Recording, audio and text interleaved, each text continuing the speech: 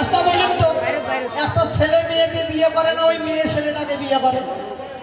মেয়ে ছেলেটাকে বিয়ে করে। ওই যে দেখুন কেউ কেউ বলতেছে উভয় উভয়।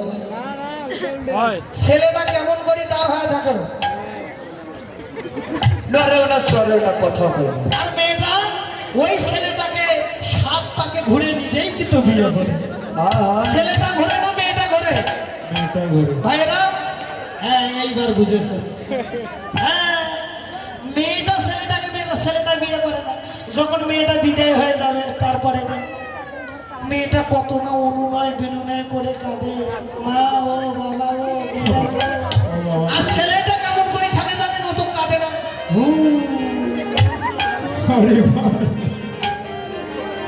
তথ্যের কথা শুনুন, একটা মেয়েকে একটা নারীকে ভগবানের সৃষ্টি করতে লেগেছিল 7 দিন 7 রাত, আর একটা পুরুষকে সৃষ্টি করতে লেগেছিল 1 দিন।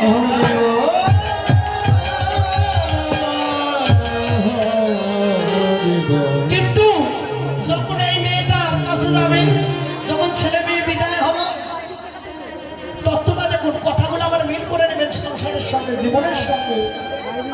যখন স্বামী স্ত্রী দুজনে গেল, ওই পর মেয়েটার অঙ্গে একটু পরশ করে হাত দিতে ধরে, তখন মেয়েটা বলে, আমি এত কাঁদলাম, তুমি একবারও কাঁদলে না, খালি বোকার মতো নাচো। যদি সত্যিকার সে জ্ঞানী স্বামী হয়, সে বলবে কি জানো, বাবা তুমি তো আমাকে বিয়ে